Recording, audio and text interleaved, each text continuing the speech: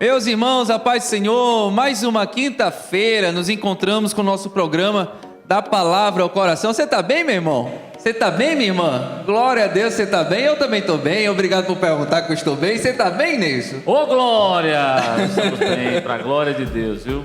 Amém. Muito bom estar aqui mais uma quinta-feira e hoje com um tema que é muito propício ao nosso mês. Nós falamos disso semana passada já, prometemos que essa semana iríamos falar sobre o Setembro Amarelo, né? Sobre a prevenção ao suicídio. E nós trouxemos uma autoridade em Fortaleza, que é a irmã Priscila Costa. Ela é vereadora de Fortaleza, está aqui conosco. Ela está no primeiro mandato, ela é conservadora, ela é nossa irmã em Cristo Jesus.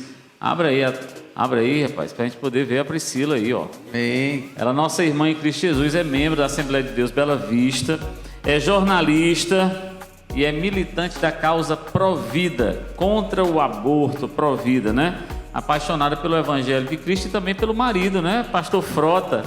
Pastor Frota é uma benção, mãe de 3 filhos também. Glória a Deus. Fale aí, minha irmã. Ser apaixonado pelo marido é muito importante nessa igreja. É viu? verdade, viu? Porque o negócio é forte aqui, viu?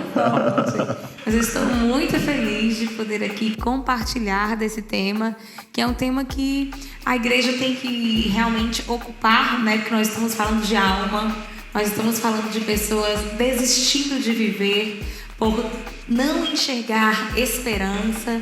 E para um mundo sem esperança, a igreja que apresenta essa esperança. Então esse é um assunto muito nosso. Parabéns para a Decidade por estar abordando um assunto assim, para que cada um dos irmãos possam participar, contribuir e ser usado também nesse sentido.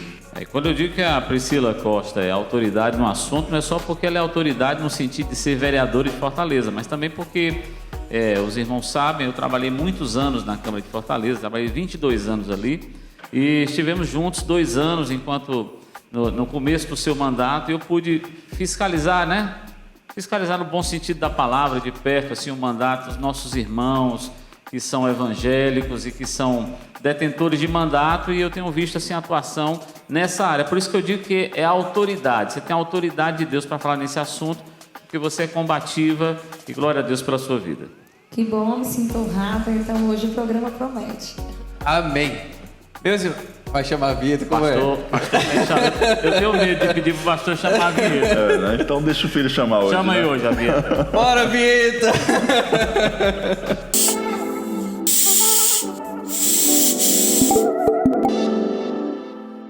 Voltamos aqui da vinheta, chamada por mim mesmo aqui. E meus irmãos, antes da gente iniciar o nosso bate-papo aqui, Priscila, queremos dar um alô para todos que estão nos acompanhando, né, Liz? Rapaz, vou dizer uma coisa, viu? Tô quase dando autógrafo, viu, Liz? Rapaz, o negócio é forte, viu? Tá começando a ganhar o Ceará, não é? Ai, coisa boa, a gente tá muito feliz. Essa semana passada a gente esteve no Sertão, eu e o Carlinhos, nós fomos em algumas igrejas daqui da cidade, né? E aí, ao chegar lá, os irmãos já, você é da Palavra ao Coração, ó meu, coração chega, pula de alegria, né? Essa semana, inclusive, fez uma enquete e o mais bonito sou eu, pastor. Na enquete, o mais bonito era eu lá. Quem votou? A Rochelle? Não, E a Bárbara? bom, aí E a o voto é secreto e universal, né? Acho Como diz a que foi o Constituição voto da Federal. Rochelle, da Bárbara e da Giovana. Meu Deus. Tá chamando, foi verdade. É isso mesmo, dor de cotovelo, é isso mesmo. Mas vai Não, dar mas certo. nós queremos mandar um abraço para todos os nossos irmãos de Iracema, de Canidé, os nossos irmãos do Sertão, né? E também de Antonina do Norte. Você que está nos ouvindo pela rádio, meu irmão, nós temos muita alegria em saber que você acompanha o nosso programa da Palavra ao Coração pela rádio. É sim. Né? Então, você que nos ouve pela rádio, procure a gente também no YouTube, a Decidade, e nós queremos estar abençoando a sua vida em nome de Jesus. Vamos nós? Vamos lá? Vamos lá, Priscila? Estou pronta. Amém. Nós recebemos essa cartilha e eu sei que essa cartilha é um material que tem sido divulgado e um excelente material. E o que falar sobre o Setembro Amarelo? Vamos iniciar já assim. O que é o Setembro Amarelo? Como falar? O que falar sobre o Setembro Amarelo? Ótimo, nós estamos no mês de setembro e o Setembro Amarelo, ele é um movimento de conscientização a respeito da crise que essa geração atravessa a respeito do suicídio, né? Hoje, para você ter ideia, o Brasil é o 8º país do mundo onde mais pessoas se suicidam. Eu poderia aqui, inclusive, trazer uma notícia que me impactou, que é o fato de que o suicídio é hoje a 2ª causa de morte entre jovens de 15 a 24 anos no Brasil. Só esse ano, no último ano, mais de 10 mil pessoas na nossa nação se suicidaram. Então, por uma hora que nós estaremos gravando aqui, talvez 2, 3, 4 pessoas estarão tirando a sua vida. Então, o Setembro Amarelo é uma divulgação de que, de repente, marcando a cidade, através da imprensa, dos ambientes educacionais, de amarelo, nós possamos estar chamando as pessoas a se engajarem nessa luta de proteção da vida. Tem tomado repercussão nacional. Sim. É porque tem entendido mesmo que vários jovens têm tentado com suas próprias vidas. Inclusive, como você começou apresentando a cartilha, essa cartilha, ela começou, na verdade, dentro do meu mandato. Eu nunca imaginei, pastor, que eu fosse estar tratando de políticas públicas relacionadas a pessoas que queriam perder a vida. Eu sempre imaginei que ali nós estaríamos sempre no sentido de trazer soluções para pessoas que queriam viver. Uma solução na política pública para a saúde, uma solução relacionada à justiça, uma solução relacionada à educação. Pessoas que queriam viver, pessoas que queriam ir adiante. Então eu confesso que, mesmo sendo uma ativista, militante a favor da causa pró-vida contra o aborto, eu não imaginei que nas políticas públicas nós estaríamos tendo que lidar com pessoas que queriam tirar a sua própria vida. E aí eu comecei a aprender que essas pessoas não queriam tirar a sua vida. Elas queriam, na verdade, fugir dessa dor, né? Então, foi aí que eu senti uma necessidade muito grande de poder fazer algo realmente palpável, fazer algo que chegasse na mão das pessoas. E eu tive esse prazer, né, de ser uma das responsáveis por esse projeto que produziu essa cartilha. E eu quero desde já, inclusive, mandar o meu abraço e a minha admiração pela doutora Andréa Lima, uma psicóloga que participou junto comigo da elaboração. Ela esteve a todo momento à frente disso. E essa cartilha, ela é justamente focada nessa faixa etária, a faixa etária da juventude. E aqui conta a história do menino Theo. O menino Theo, ele começa a dar indícios, a dar sinais de que ele não está bem. A gente pode ver até pela figura, eu não sei se a gente consegue chegar até aí, mas a capa da cartilha, por exemplo, ela mostra que o Theo está sobrepeso. Geralmente é um dos sinais de alguém que está passando por algum problema emocional, né? O Theo aqui, ele está usando moletom, né, para cobrir os seus braços. E ninguém sabe por quê, mas a cartilha vai mostrar que ele está praticando a automutilação. Ele está cortando o seu corpo físico para poder aliviar um pouco a dor que ele sente na alma. Então, toda essa cartilha foi pensada para chegar na mão de adolescentes, na mão de educadores, pastores e líderes também de jovens, adolescentes e família. Então, é realmente um material muito produtivo que vai ser muito importante para o nosso assunto de hoje.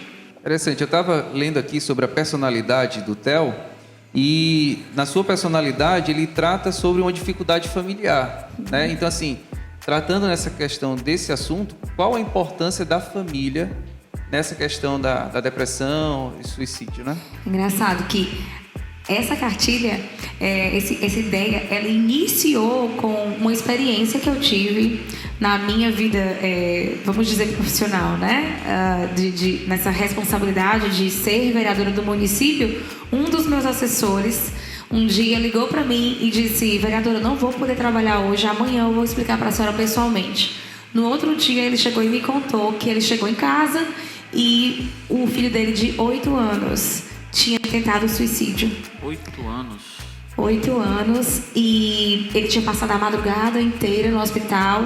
E aquilo me deixou assim, completamente assombrada. Como assim? 8 anos de idade. Existem crianças desistindo da vida, existem crianças desistindo de viver. Então, ali era um pai aflito. E a gente vê que as feridas familiares, né, elas têm consequências que a gente nem imagina, tanto na sociedade como no interior da vida dos nossos filhos. Então, realmente, a presença dos pais é muito importante para trazer alegria de viver para os nossos filhos.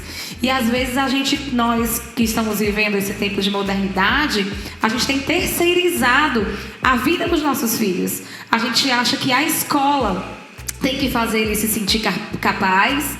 A gente acha que o tablet tem que preencher o tempo dele, que a televisão tem que ser o passatempo dele, o entretenimento dele, né? Muitas vezes a gente vai terceirizando de uma forma que a gente esquece que nós somos um canal poderoso de alegria na vida dos nossos filhos, né?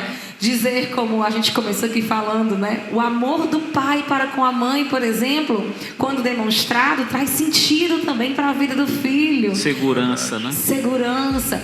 A correção do pai. Não, isso você não pode, você vai ficar de castigo. Isso dá limites para aquela criança e relembra ela de que ela é preciosa. Ela não é qualquer um. E por isso ela está sendo, né, corrigida. Então, todos esses aspectos da nossa vida familiar, eles são importantes para encher a criança de destino, de propósito. E a própria Bíblia diz que os nossos filhos são flecha. E quem é que dá a direção para essa flecha? Quem é que faz a flecha avançar o alvo? Somos nós pais. Então, nós pais precisamos acreditar, ter fé de que sim, está sobre nós o Espírito Santo e uma autoridade conduzidas por Deus para encher a vida dos nossos filhos de propósito. E sendo cheio de propósito, vem o sentido de viver e a alegria de viver. Eu sei que muitos aqui em casa agora podem ter passado por isso de alguma maneira, ou consigo mesmo, né, em algum momento da vida, ou com alguém próximo. Alguém pode ter perdido um ente querido, um pai, a mãe, um filho, né, um irmão, com isso. Mas eu penso assim que a questão do desejo de suicidar-se, ele estabelece um padrão, né? Por exemplo, o padrão de estar isolado, o isolamento, né? Essa pessoa começa a se isolar. Mudança de comportamento. Eu acho que vale a pena te falar um pouco sobre isso, porque agora, talvez aí você em casa agora esteja com alguém da sua família que está se isolando, e a gente acaba no turbilhão de coisas do dia a dia, a gente não vai percebendo, sai de manhã para trabalhar, volta de noite e reúne o domingo da família e está todo mundo anestesiado pelo dia a dia, né? É verdade. Quando você fala sobre isolamento, a gente imagina logo um isolamento territorial ou um isolamento físico. Mas eu vou compartilhar aqui algo que eu ouvi essa semana. Um pai recém-separado da mãe e o filho sentindo o quê? Saudade do pai.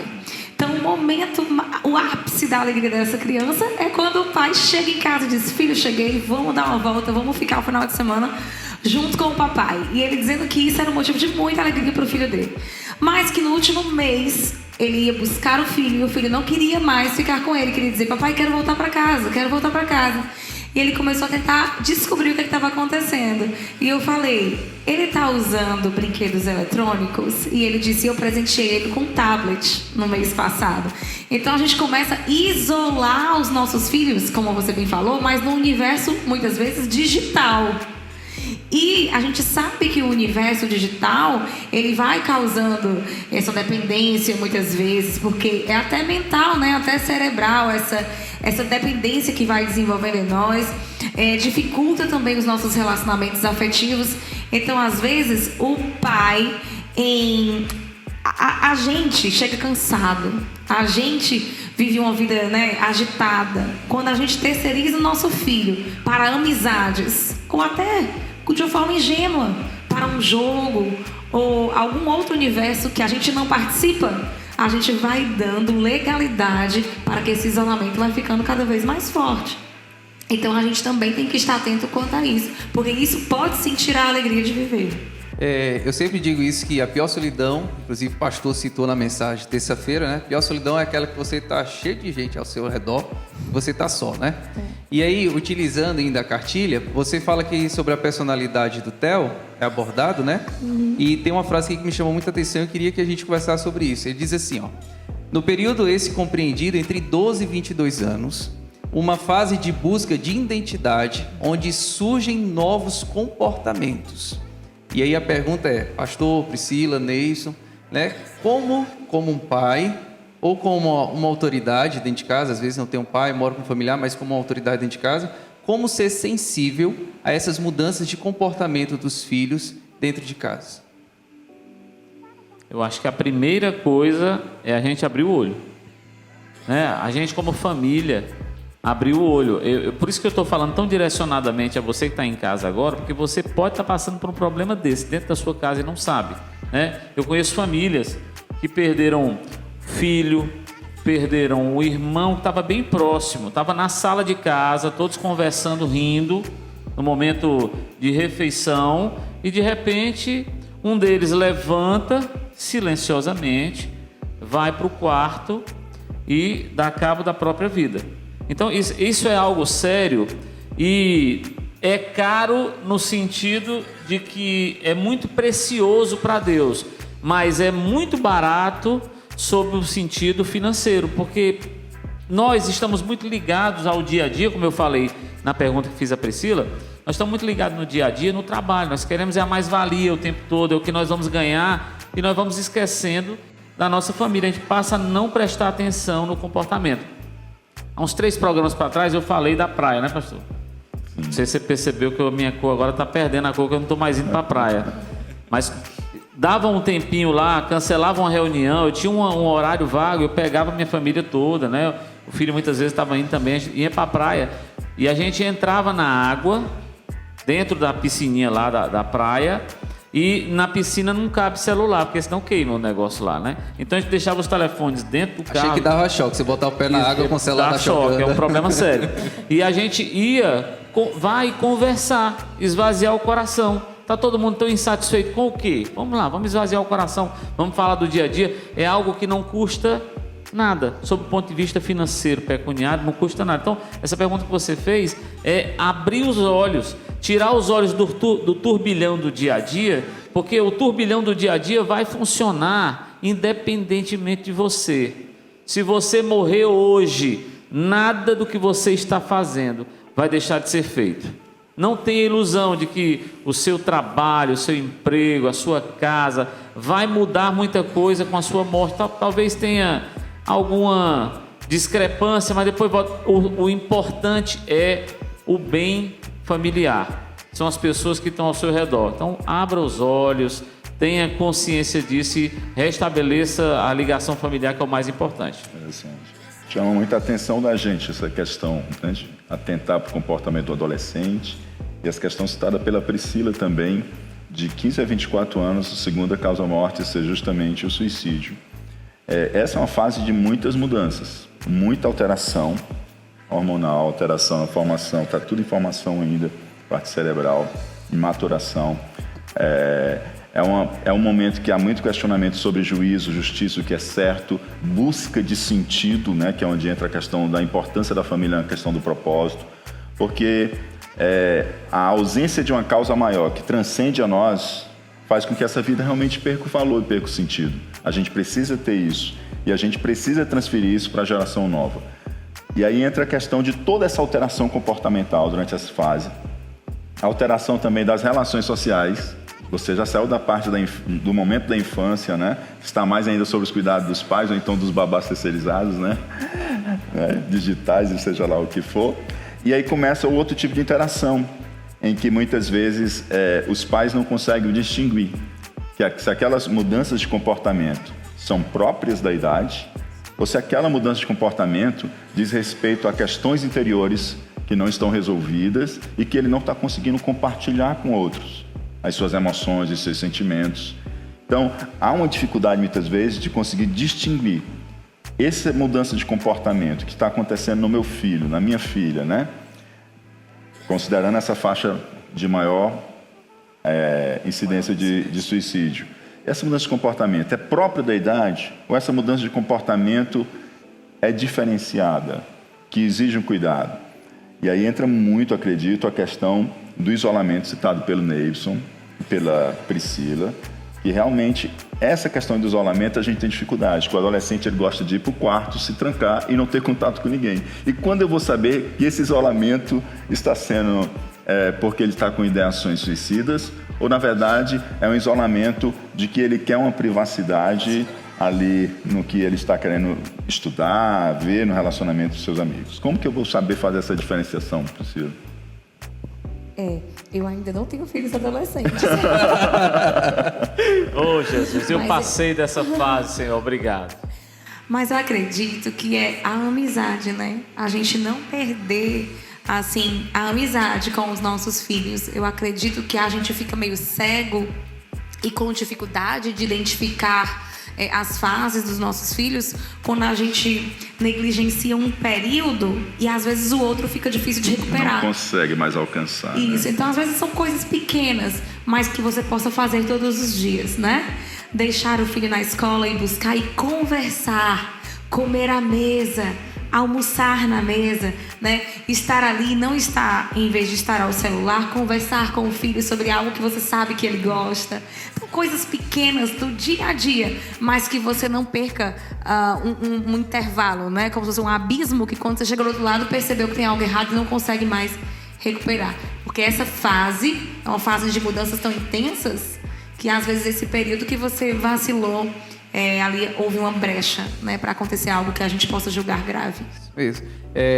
Então, precisamos ser sensíveis e precisamos saber reagir a essa situação, né? Não devemos lutar contra ele, né? Precisamos entender.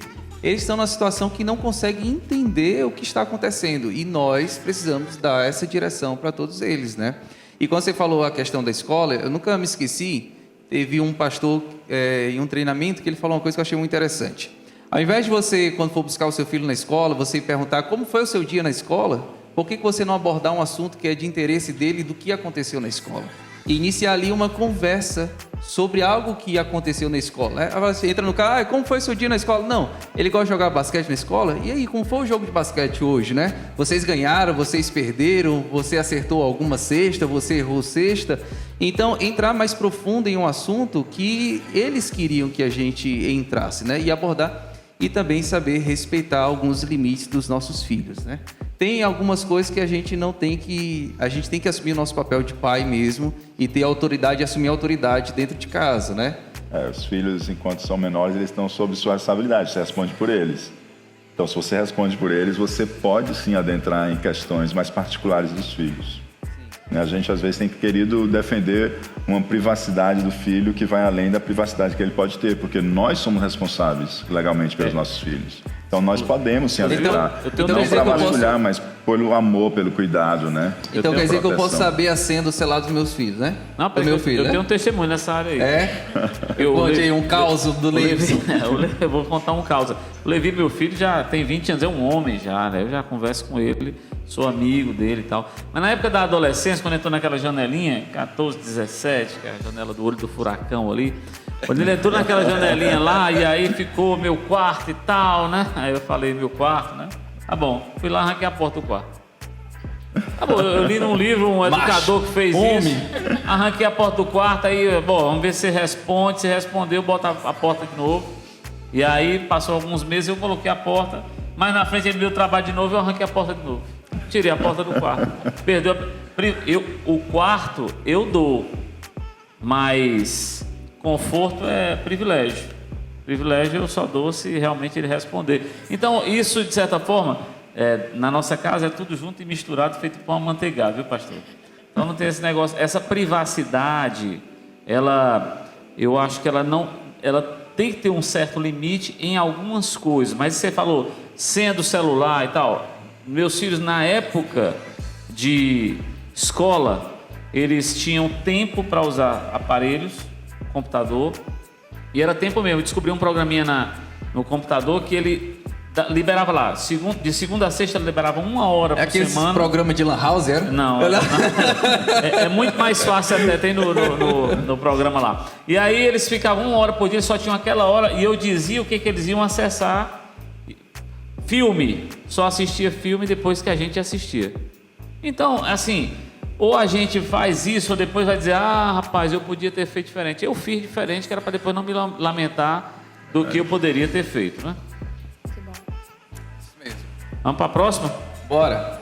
Vamos para mais uma pergunta. Tem uma aqui boa, a quarta, eu queria, faça a quarta. Quarta? É. Baseado em 1 Reis, capítulo 19, 3 a 4. Elias estava depressivo. Como devo orar nesses momentos? Coloca aí a transcrição, né? Desse texto aí, 3 e 4 aí de... 19, 3 e 4. Isso. Como devo orar nesses momentos? Elias estava depressivo? Aqui são 2 perguntas. Elias estava depressivo? Então, como devo orar nesses momentos? Não tem a ajuda aos universitários? Eu vou pedir. Vou fazer assim, Priscila. Eu escolho você. Eu também, eu escolho ele. Você escolhe quem, Priscila? Ajuda os teólogos. Pronto, você escolhe quem, Liz? Eu escolho o pastor. Pastor, a votação Pastor agora top, foi maior, pastor viu? top, pastor. Foi voto vencido agora. Diz assim, Elias ficou com medo, levantou-se para salvar a vida, se foi e chegou a Berseba, que pertence a Judá. E ali deixou seu servo, ele mesmo, porém, foi para o deserto caminhando o dia inteiro. Por fim, sentou-se debaixo de um zimbro. Sentiu vontade de morrer e orou. Basta, Senhor, tira a minha vida, porque eu não sou melhor do que os meus pais. Isso é desejo suicida, pastor? Rapaz, se for, então eu já tive. Eu também. Quero declarar, levanta a minha mão. Não, na minha adolescência eu já fiz uma oração parecida com essa daqui. Na minha adolescência eu já fiz uma oração parecida com essa. Eu fiz outro dia. Foi? Tá novo assim? E eu fiz uma oração parecida com essa. Senhor, não quer tirar a minha vida e levar? Eu nunca tive vontade de atentar contra a minha vida, mas eu passei por um momento de opressão. O crente, ele não pode ser possuído por espíritos malignos, porque já estamos habitados pelo Espírito Santo. O que o inimigo pode fazer é imprimir opressão contra um filho de Deus. São os dardos inflamados do inimigo aí, né? É um outro nível. Os dardos inflamados, ele está longe e lançando. A opressão é como se ele chegasse mesmo numa oposição mais ferrenha contra você, um combate mais próximo.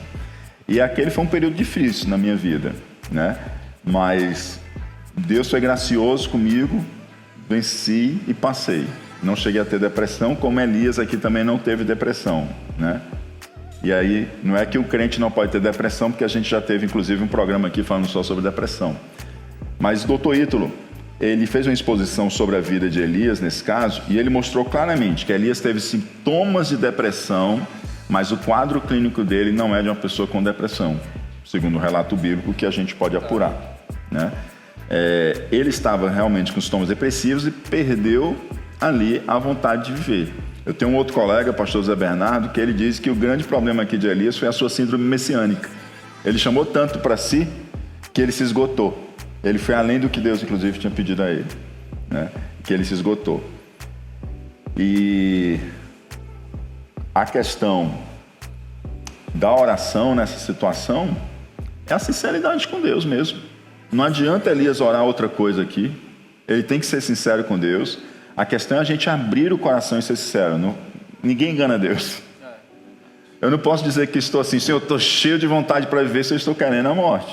Se eu estou querendo que o Senhor me colha. Então ele foi sincero. Então a sinceridade, a gente precisa ser sincero com Deus. E uma das coisas que você, que porventura está sentindo a ausência do prazer de viver, uma das coisas que você deve fazer é procurar alguém que lhe ama e compartilhar com essa pessoa. Fale com Deus, diga o que você está sentindo e procure alguém com quem você possa compartilhar. Converse com essa pessoa. Não tenha receios de abrir o seu coração, tá? Como eu estou dizendo para você, eu mesmo, na minha adolescência, teve um dia que eu perdi a vontade de viver. E disse, Senhor, basta, não quer me tirar da terra? Nunca quis atentar contra a minha vida, mas disse, Senhor, tira a minha vida da terra. Então, chegue para alguém, converse. Essa pessoa pode, sim, ser um apoio. Dentro da questão de pensamentos em que nós vamos perdendo o prazer de viver, uma rede de apoio em que você pode compartilhar, pode conversar, isso é fundamental para que você possa vencer essa fase. Amém, glória a Deus. Leis, sabia que nós não somos deste mundo? Eu não sou terráqueo. Não. Me ajuda, Leis, fala aí. Não, eu não sou terráqueo. Eu não sou terráqueo. Meus irmãos, assistam alguns depoimentos de alguns irmãos que têm acompanhado a série de mensagens Não Sou Deste Mundo. Nós vamos dar um break e já a gente volta.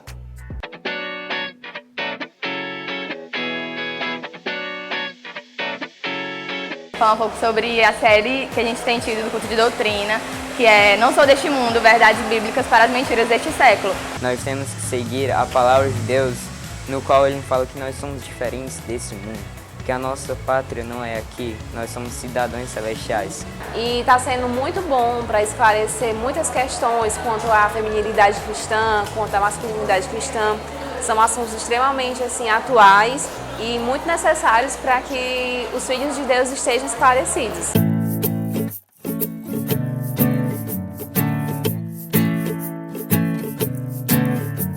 Olá, crianças, tudo bem? Eu sou a tia Andréia e todos os sábados nós estamos aqui na AD Cidade às 15 horas com uma história bíblica nova para você, com lições importantes para a sua vida. Tudo que Deus quer falar para você. Meu nome é Anderson, me congrego aqui na igreja da cidade e todo sábado nós temos historinhas bíblicas para as crianças no canal AD Cidade. E todo domingo eu venho para os cultos e me inscrevo para pegar minha lição. Se você não sabe como é que faz, é muito fácil, eu vou explicar para você. Aqui tem um versículo explicando a história, o versículo que tem na história. Aqui você vai dizer o que você entendeu sobre a história. E aqui vai ter um jeito de oração para você orar. Todo dia você pode aceitar Jesus, orar por você mesmo, orar pelo seu irmão e agradecer a Deus por tudo que Ele fez na sua vida. Voltamos aqui, você viu aí, meus irmãos, os depoimentos? Você viu também das histórias bíblicas para as nossas crianças? Então, você tem filho na faixa etária, procura a tia Andréia, procure toda a equipe do Ministério com Crianças e aí você pode receber os materiais e abençoar a vida das crianças. Ah, eu inclusive tenho um depoimento, Sarinha tá amando a Leleca, viu? Leleca é gente boa, Leleca. Rapaz, a Leleca tá fazendo um sucesso, Sarinha tá amando as histórias bíblicas. Eu como adulto, tô sendo mais edificado que as crianças. Cada história é tão bem contada, tem abençoado as nossas vidas. Então, eu peço a você, compartilha, né, as histórias bíblicas com seu sobrinho, com a sua sobrinha, e envia para muita gente ser abençoado. Eu ouvi essa semana, viu, Priscila, uma comparação que eu achei fantástica. Um médico pegou um óculos, esse aqui é meu óculos, mas é um óculos de descanso, não é um óculos de grau. Mas imagina que ele tenha grau que eu precise para poder fazer uma leitura, né? Então, se eu colocar o óculos, eu vou conseguir ler, porque eu preciso do grau para poder ler. Mas se eu tirar o óculos, eu vou ter dificuldade para ler. Agora, sem um óculos, eu não tenho como chegar para mim e falar o seguinte: olha, ei, olho, enxergue, reaja, né? Então você precisa ler. O que eu tenho que fazer é um óculos, botar no rosto. E aí eu vou conseguir reagir de uma forma correta para poder ler, né? Então, você como parlamentar, né, como vereadora de Fortaleza, inclusive, tem feito um excelente trabalho. Como tem agido, ou como tem buscado algumas formas de prevenção ou de auxílio para todas as comunidades, para todas as faixas etárias? Pronto. Falando especificamente sobre a questão do suicídio, como eu relatei aqui no início, né? Tive uma experiência pessoal a respeito de uma criança tentando suicídio. Então, a primeira coisa, antes da gente ter uma reação, é entender a dimensão do problema. E o que foi que eu descobri? Eu descobri que nós não tínhamos números sobre tentativas de suicídio. Por exemplo, será que só aquela criança tentou suicídio naquele mês? Ou será que 1.000, 2.000 crianças em Fortaleza tentaram suicídio e as autoridades responsáveis não sabem, porque foram apenas tentativas. E tentativas, elas não viram números. Então a dor daquelas crianças estavam sendo invisíveis. Como tomar providências se o fato está sendo invisibilizado, né? Uma outra questão que não estava sendo tratada e que eu trouxe para o debate público foi a questão da automutilação, como eu citei aqui. Crianças que se cortam porque sofrem, né, a dor da alma, a depressão, esses tipos de dilemas. Eu imaginei que seria um problema muito constante na escola pública. Eu não sabia que iria chegar ao meu gabinete relatos de que isso também acontecia na escola particular. Nós não temos números exatos, mas a estimativa apresentada pela ministra de Direitos Humanos, a ministra Damares, as estimativas são de que a cada 10 crianças na escola, pelo menos nessas 10, 2 praticam automutilação. Chegou um relato durante a nossa atividade parlamentar de uma mãe que ela disse que a filha dela estuda num grande colégio, um colégio realmente da classe alta de Fortaleza, e ela dizia assim: vereadora, eu lembrei muito da sua fala, porque eu recebi um circular do colégio dizendo que minha filha não poderia mais ir para a escola com moletom, com casaco. E a minha filha é magrinha, ela sente tanto frio que ela passa a não conseguir se concentrar. E eu fui lá, então. Fui na diretora e perguntei por que minha filha não poderia mais levar um casaco. E a diretora me confessou que vários alunos tinham sido identificados, machucados pela própria automutilação. Os pais não sabiam, os pais não tinham identificado, e eles tomaram a medida de proibir o casaco para que ficasse mais exposto àquele problema e eles pudessem identificar e ajudar.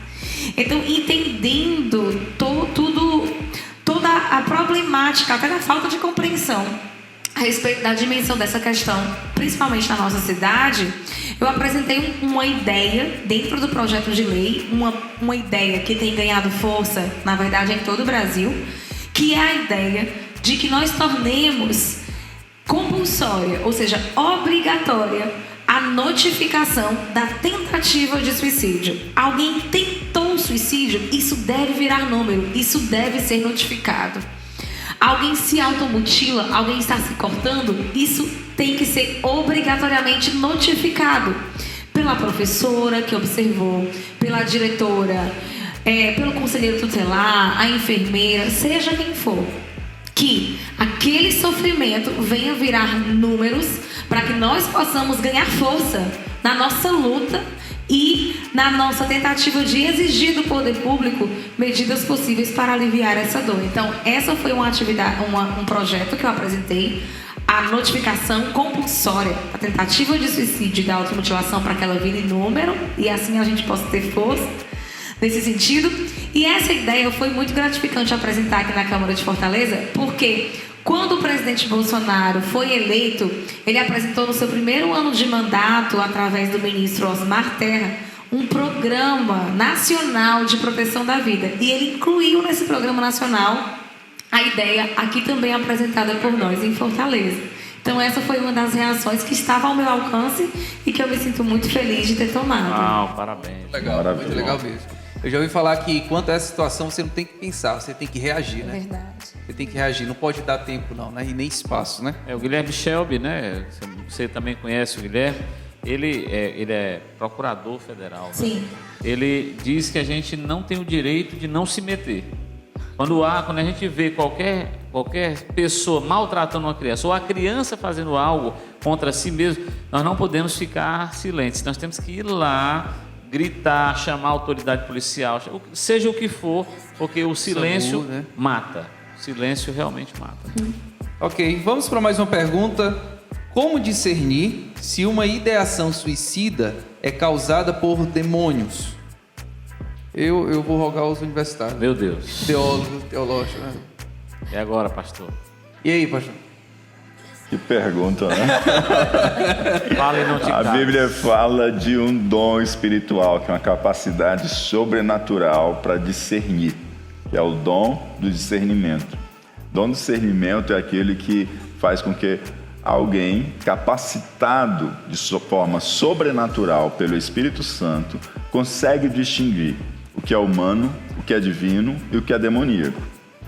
Então, a distinção disso, se aquela ideação tem um fator bioquímico, tem um fator emocional, ou tem um fator espiritual, ou a conjugação desses fatores, para entender se há uma dimensão espiritual ou não, aí uma necessidade de percepção do dom de discernimento de espírito. Isso pode acontecer, pastor, de um demônio fazer influências de pensamentos, ideações suicidas? Pode, porque a Bíblia diz que o diabo veio para matar, para roubar e para destruir. Enquanto Jesus veio para dar vida e vida com abundância, o projeto de Satanás é ir justamente na contramão do projeto de Deus para a sua vida. Então, pode acontecer? Pode. Toda ideação suicida é fruto de uma ação demoníaca? Não. Mas existem algumas ideações suicidas que existe uma intervenção, uma ação maligna? Sim. E ele pode fazer uso, às vezes, a pessoa já está fragilizada, né, por outros fatores. Bom, a gente tem visto assim também que nesses últimos tempos, assim como em outros tempos bíblicos, há uma sede muito grande de Satanás com as crianças, né? Você vê na época de Moisés, você vê na época de Herodes, e agora de novo a gente vê uma grande a época de Moloque, né? O sacrifício mal dos reis e tal, e a gente vê de novo aí uma grande sede contra as crianças, né? A sexualidade aflorada muito cedo das crianças, essa questão toda que você muito bem denunciou, eu acompanhei nas redes sociais, você foi até lá, denunciou aquele projeto todo, e a gente tem visto também que a sede é tamanha que algumas brincadeiras, entre aspas, têm surgido e têm ceifado crianças, né? Esse tal de baleia azul que surgiu aí, você tem alguma experiência de ter visto isso? Sim, inclusive eu conheço uma pessoa, né, que um dos familiares, um menino de 16 anos, ele tirou a sua vida jogando baleia azul, né? E a gente tem relatos de diferentes jogos e programas na internet, alguns até via WhatsApp, que convidam crianças para integrar-se a esses tipos de jogos, diversões e entretenimento, aonde faz parte do entretenimento tirar a sua própria vida. Então, a gente começa a olhar para essas crianças e ver que na nossa geração parece que são órfãos de pais vivos, né? Porque que tipo de pessoa consegue entrar na sua casa através do celular, através da internet e convencer o seu filho a tirar a própria vida? Onde estão os pais dessa criança? Será que existem órfãos de pais vivos? E aí a gente começa até como pai a se vigiar um pouco mais nesse sentido e ver que realmente existe nesse tempo, é uma característica desse tempo, e eu até me arriscaria a dizer, pastor Ilquias, que este tempo é marcado pelo ódio às crianças. A gente teve aqui na AD Cidade, porque eu soube da série que vocês estão fazendo sobre Eu Não Sou Desse Mundo, que falou sobre identidade sexual. Na próprio ambiente político, nós tratamos a batalha contra a ideologia de gênero, porque a ideologia de gênero quer trazer exatamente, quer ferir já a identidade daquela criança. Já quer começar a esvaziar a essência daquela criança. A ideologia de gênero ela não está sendo apresentada para ser discutida nos ambientes acadêmicos por alunos adultos. Não! Devem ser apresentadas para crianças de 5 anos, dizer que ela nem é homem, nem é mulher, nem tem essência feminina, nem essência masculina, porque ela não tem essência nenhuma. Né? Então, a questão do aborto, a erotização precoce, a nossa ministra dos Direitos Humanos, ministra Damares, é uma mulher que corre risco de vida por estar denunciando uma quadrilha que vende vídeos de estupro de bebês. Então, isso é um alerta de que a igreja tem que se levantar. Isso é um alerta de que é bom ter um vereador lá para representar nós, comunidade de fé. É bom ter um presidente que concorde com a nossa liberdade de fé. É bom, mas tem coisas deste mundo que não é a política que vai resolver, que não é a política que vai dar a esperança, mas é a igreja do Senhor se levantando e ocupando seu espaço para alcançar essas almas. Você fala sobre isso e eu me lembrei de 2 colegas que eu tinha na minha infância ainda. Infância e convivemos, a infância, a adolescência e princípio de juventude. Era uma menina e um menino. filhos de pais diferentes, né, de casas diferentes. Eu me lembro que essa menina, ela fez uma tatuagem, nem quero entrar muito nessa questão da tatuagem não, mas ela fez uma tatuagem aqui no pescoço e o menino colocou o brinco. E naquela época era um escândalo muito maior do que era hoje. Infelizmente isso é muito normal hoje, mas naquela época era muito escandaloso. E ela ela fez essa tatuagem quase na mesma época que esse menino colocou o brinco. E eles passaram por toda a adolescência, por toda a juventude. E os pais só vieram saber que eles tinham a tatuagem e o brinco quando eles já estavam na fase adulta. Os pais não viram, nunca souberam que ele e ela, o pai diferentes, menino diferente, moravam em casas diferentes. Mas o menino tirava o brinco e tal, o pai nunca prestou atenção se a orelha do menino era furada. Eu não estou chamando atenção para a orelha e nem para a tatuagem. Eu estou falando é que a maior causa, uma das maiores causas de suicídio é um isolamento que as famílias fazem, né? E isso é muito importante, eu quero falar olhando para você. Nós falamos de muitas causas de suicídio aqui, muitos contextos de suicídio, mas você pode trazer saúde para a sua família abrindo os olhos dentro da sua própria casa, trazendo saúde para dentro da sua casa, né?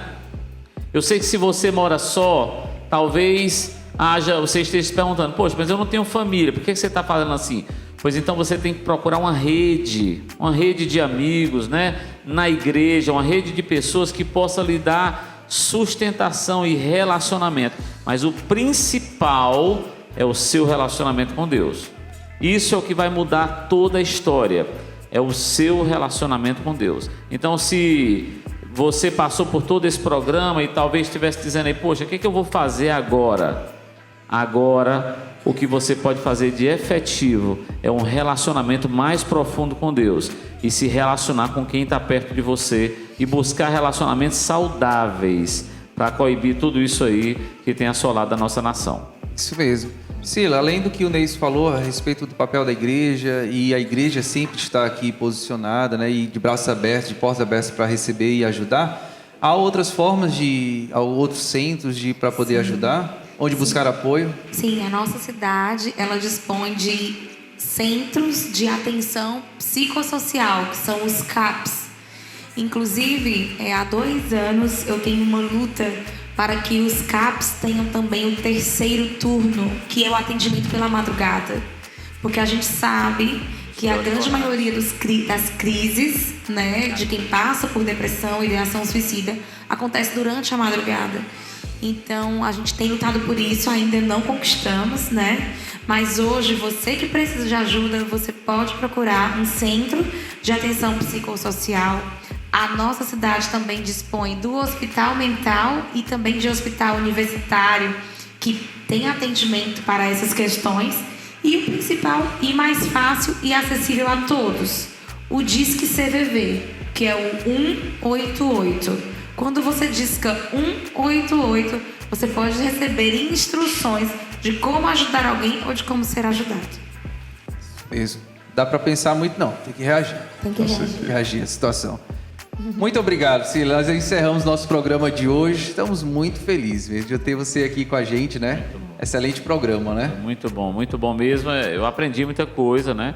Já tinha lhe acompanhado em muita coisa que você tem feito nessa área e muitos alertas que você tem feito, mas hoje é um ambiente assim extremamente necessário para conversarmos, que é a igreja, né? O que nós como igreja também podemos estar fazendo aí, saindo das 4 paredes e ajudando quem precisa, né? A gente falava aqui nos bastidores sobre lá na favela, lá nas comunidades, onde não há, o poder público não chega e muitas vezes a igreja está ausente às vezes de um trabalho mais efetivo nessa área, né? E a gente precisa despertar também para isso. Eu sei que você é uma grande lutadora nessa área também. É verdade, eu queria... A minha última fala seria nesse sentido exatamente exposto pelo Neibson, de nós como igreja entender que esse assunto é nosso. Esse assunto não é de político. Esse assunto é nosso. Então, que nós como igreja estejamos atentos, que nós como igreja estejamos atuantes, que nós como igreja estejamos sensíveis de saber que nós somos a esperança, né? A Bíblia diz que nós somos a luz do mundo. Então não dá para terceirizar a luz, é você, meu irmão. O Espírito Santo de Deus, ele não está sobre a Secretaria de Saúde ou sobre um centro de atendimento. Não, as pessoas que estão lá muitas vezes são usadas por Deus com a boa intenção e com o coração ajudador. Mas o Espírito Santo de Deus que está em ti também quer florescer, quer gerar frutos, que nós estejamos sensíveis a isso.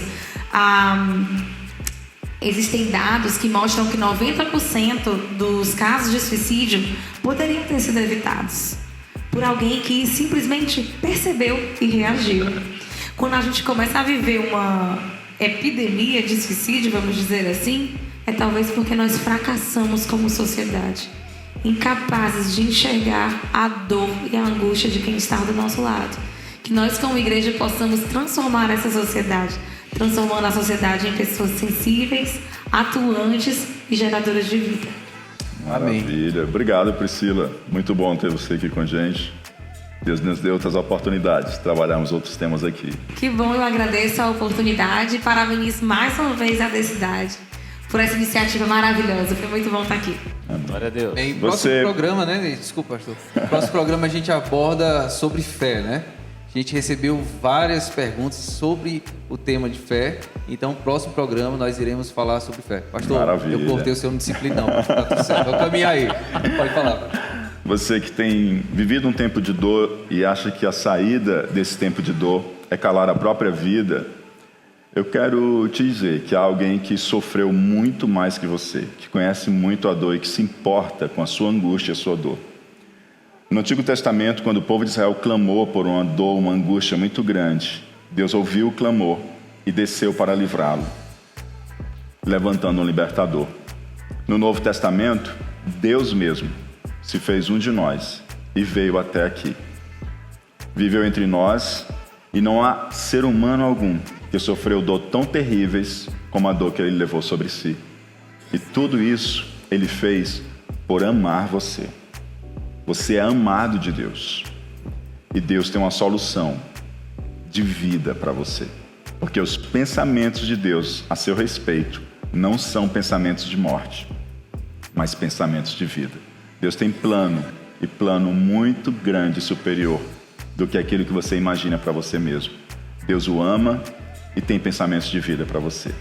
Deus te abençoe e viva a vida, receba a vida abundante de Cristo, em nome de Jesus. Glória a Deus. Até quinta-feira que vem, em nome de Jesus. Paz.